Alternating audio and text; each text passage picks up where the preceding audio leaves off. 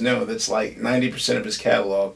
D is the James Brown key. All of his funk is in dirty D, funky D, stinky D, you know, molasses D, fatback D.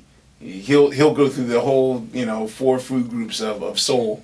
You know, hog mogs D, chillins D, grits and gravies D. There's a part where, you know, they kind of just jam endlessly onto Funky in Here. Even It's Going to Be a Beautiful Night on Sign of the Times, which is also in the key of D, leans very heavy on, like, it borderline sounded like the Dan Hartman produced James Brown stuff like Gravity and it was really living in America. And I could sort of see how that morphed. I can imagine them in sound check. And, you know, I've talked to all the members of the Revolution saying that, you know, I was like, you know, so what was the average sound check like with him? I was like, you had to be on time. You had to be set up before you even arrived. So, like, you're there at the venue at 10 a.m. ready to play. And when he comes in, they would play an hour straight of just bop, bop, bop, bop, bop, bop, bop, bop, bop, bop, bop, bop, bop, bop. They wouldn't even go to the bridge. They didn't even get to the they just knew the intro groove. Bop, bop, bop, bop, bop, bop, bop, bop, bop, bop, bop. And what I've discovered in sort of my endless quest for just Prince material was that, you know, when I was younger, I thought that he was just holed off into his own world, you know, kind of unaware of what was happening in radio and what was happening in funk and just the University of Funk. But turns out that he, magnum cum laude, I mean, he was very much aware of, I mean, despite the fact that they did shows together, there's sound checks of him doing, you know, More Bounce to the Ounce for 15 minutes. There's a really killer sound check of him doing verbatim, I mean, note for note, the system's You're in My System for like 20 minutes. Extremely aware. And, you know, sometimes when they're getting funky, you would talk about, you know, the electrifying Mojo up in Detroit. Like, yeah, Mojo's gonna play this groove. Wait till Mojo hears this groove. And, you know, just like I was just shocked at how aware he was of his funk grooves, because I just thought, like, well, all this funk is just coming from an uninspired source and he's not derivative of anything. I'm sure he doesn't listen to anybody, you know, because his whole persona back then was like, I'm too cool for school. I'm not aware of anything around me. But come to, you know, you can't be that informed and not inform yourself. So, you know, I consider Prince to not only be a funk musician, dare I say, I mean, he is one of the most defining key members of the funk pantheon. And in my opinion, like, his bass playing, like, people think of Prince and they think of vocalist, songwriter, guitarist. His bass playing, bar none, it's just some of the most amazing, like, just the What songs would you say? Well, I mean, it's absolutely no secret that, I mean, Prince was his own competition. So, yes, we would like to imagine that the time was indeed, you know, 6 brothers from Minneapolis funking away up in the studio. But, you know, yeah, I mean, the first 3 Time records were all Prince.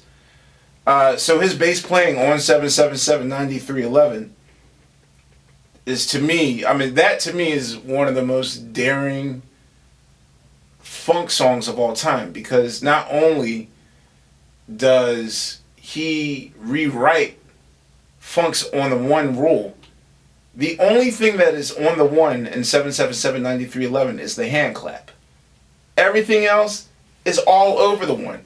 Like it's almost as if the silence of the one is the funk, and the fact that that song was a top 10 hit and digestible, easily digestible. It's baffling to me that. Yeah.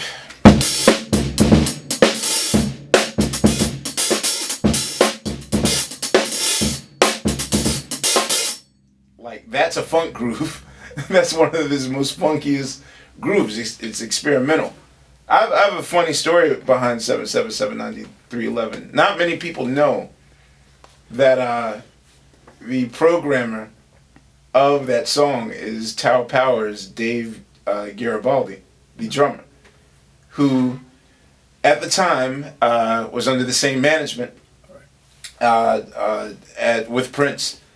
And in the late 70s, early 80s, when Roger Lynn was developing this new idea of a drum machine that you can play with your hands and not, Dave was one of his prime programmers. So in these pre-programmed beats, there was, I believe it's number 5 on my Lynn drum, and that beat was.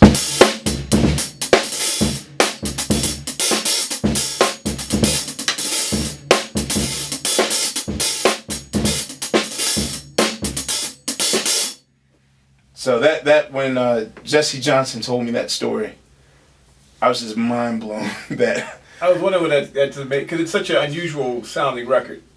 Very unusual, but I mean that to me is, I mean the whole idea of rewriting the rule books. I mean that's what Prince was about. The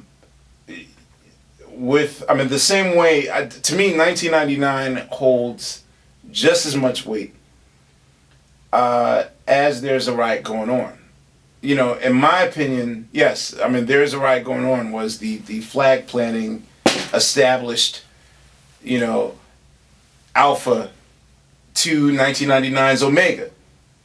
Whereas, There's a Riot Going On was sort of in my opinion, There's a Riot Going On was sort of like a reality show or an accident that you couldn't turn away from. As genius as it was, it's also very painful to absorb because, I mean, you're listening to a man's life come apart at the seams. Like, how does someone come from... Like, that reeks of, you can do it. It's encouraging. They were the utopian poster children of all that was beautiful, the civil rights era. Blacks, white, men, women, all together in one big happy family. I mean, how do you go to that to Space Cowboy? How do you go from that to, I mean, Just Like a Baby is like one of the most painful songs to ever listen to. It's the sound of, it's just very depressing. It's extremely depressing. It is. Now, on the other hand, 1999 is 100% calculated.